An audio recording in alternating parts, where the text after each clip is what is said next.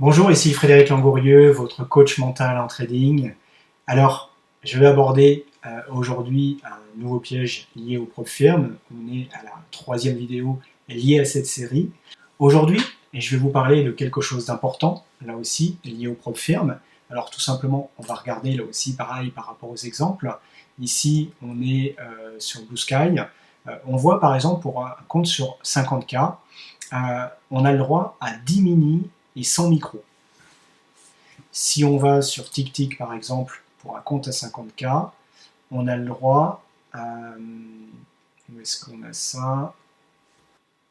À 6 positions maximales 10, d'accord? Donc ça veut dire 10 mini par défaut.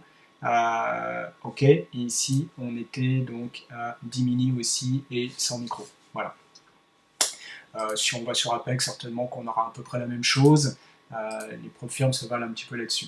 Alors, en fait, ici, ce qu'on peut dire par rapport à ça, c'est que c'est un vrai piège aussi. Pourquoi? Parce que 10 mini, si vous avez regardé la dernière vidéo, c'est que si vous étiez réellement sur un compte de 50K, déjà, mettre 10 mini, il faut être fou. Déjà, c'est beaucoup. C'est énorme et en fait, vous prenez un risque évidemment très important.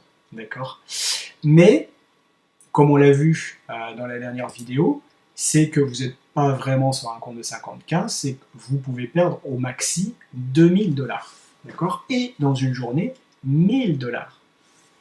Si vous mettez 10 mini, que vous êtes par exemple sur un marché comme le SP et encore pire sur le Nasdaq, 10 mini, mais vous pouvez perdre 1000 $ en quelques secondes, en une fraction de seconde même. D'accord? Et les 2000 aussi. Donc, c'est totalement suicidaire et hors de proportion par rapport à une gestion des risques saine de mettre 10 mini. Si vous êtes en mini avec 2000 $, c'est déjà risqué. Et je parle d'un mini, pas de 36. Alors évidemment, ça va dépendre du moment de la journée. C'est-à-dire que si vous êtes le matin quand ça ne bouge pas beaucoup, ok, peut-être qu'on peut y être un peu plus. Et évidemment, charger un peu plus. Si vous êtes le soir, une fois que ça bouge plus beaucoup, peut-être aussi. Et si vous êtes dans l'après-midi, en pleine session cash, même un mini, c'est déjà beaucoup par rapport à 1000 $ de perte possible.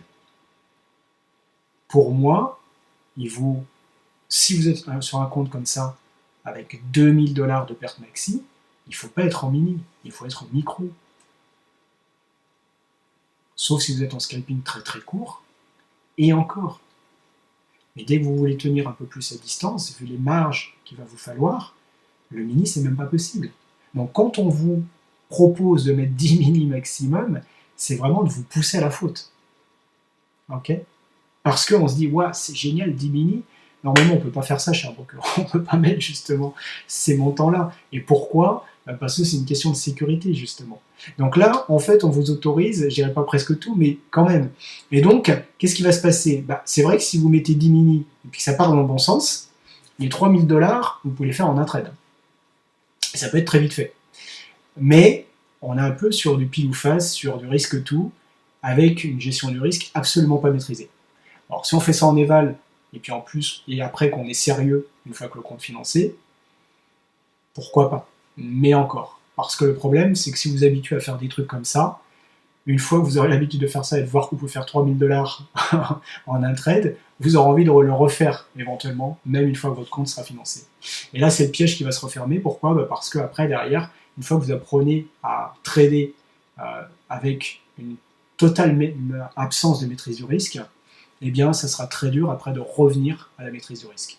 Et si vous êtes un trader plutôt débutant, ne faites jamais ça, parce qu'en fait, vous allez juste vous habituer à mal trader. Et après, ça sera très dur, effectivement, de sortir de ces mauvaises habitudes. Donc, si vous voyez 10 mini sans micro, ok, génial. Mais c'est maximum ça. Mais il faut jamais faire ça. D'accord? Il faut effectivement avoir une gestion du risque qui correspond à vos pertes maxi quotidiennes et totales. C'est-à-dire 1000 $ par jour de perte maximum et 2000 $ de perte totale. Et là, je ne suis pas là pour vous donner un cours de maîtrise du risque et de gestion du risque, C'est ce qu'on voit dans le programme avec lequel j'accompagne les gens. C'est un des modules extrêmement importants, effectivement, dans ce programme. Pourquoi? Parce que c'est essentiel, c'est la base en trading. La première chose, le premier objectif, c'est d'abord survivre. Ensuite, on verra pour gagner de l'argent, mais c'est d'abord survivre. Et donc, ici, ça vous habitue et ça vous encourage à avoir aucune gestion du risque, à avoir une totale absence de maîtrise du risque, et donc à vous planter. Et c'est pour ça que la plupart, et peut-être tu en es, de ceux-là, enchaînent les comptes, enchaînent les évals, et en plantent 4 sur 5 ou 5 sur 6. De temps en temps, ils en réussissent avec un coup de chance, mais après, derrière, vous êtes incapable de maintenir ce compte une fois qu'il est financé, si votre façon de réussir l'évaluation est de faire du all-in. Okay, on fait du all-in, un peu comme au poker, ça passe ou ça casse. Ok, super, de temps en temps ça va passer, donc super, on va passer une évaluation, mais après derrière, vous n'allez jamais tenir le temps qu'il faut pour retirer de l'argent, donc ça sert strictement à rien. Donc, cette proposition de vous donner 10 mini, voire 100 micros, etc. et tout, c'est tout simplement pour vous pousser à la faute et cramer votre compte. Et énormément de personnes se laissent embarquer là-dedans, se laissent finalement avoir par rapport à une belle promesse de faire de l'argent rapidement. En fait, ils font juste des pertes rapidement, mais si c'est ton cas, tu sais, si tu as grillé déjà un certain nombre de comptes en propre firme, voilà comment on grille les comptes et voilà comment surtout on n'y arrivera jamais. Parce que, effectivement, tu apprends juste à faire du all-in, tu apprends juste à faire du poker, et tu n'apprends pas à faire du trading. Et ça ne peut pas marcher sur le long terme. Voilà. Donc, j'encourage à prendre un moment à réfléchir à ça, et à réfléchir vraiment à une maîtrise du risque, à une gestion du risque qui soit au cours d'eau pour être encore là, dans 1 an, dans 2 ans, avec votre compte de propre firme, et de récupérer de l'argent tous les mois. Et ça, si vous regardez sur le long terme, si vous imaginez sur 2 ans ou 3 ans, dans 3 ans, celui qui fait ça, il aura gagné beaucoup plus d'argent que celui, effectivement, qui fait du all-in et qui, de temps en temps, passera un compte. De temps en temps, peut-être tiendra suffisamment longtemps pour retirer un peu d'argent, mais il y a peu de chance. Voilà. Mais c'est pour ça qu'il y a à peu près 5% des gens qui finissent par retirer de l'argent dans les propres firmes. Je vous souhaite une très bonne journée par rapport à ça. Réfléchissez bien. Mettez un commentaire, ça me fera plaisir et je serai content d'avoir des questions par rapport à ça. Pensez à liker la vidéo, à vous abonner pour avoir la prochaine vidéo où je vous parlerai d'un autre piège des propres firmes. Je vous souhaite une très bonne journée, je vous dis à très bientôt.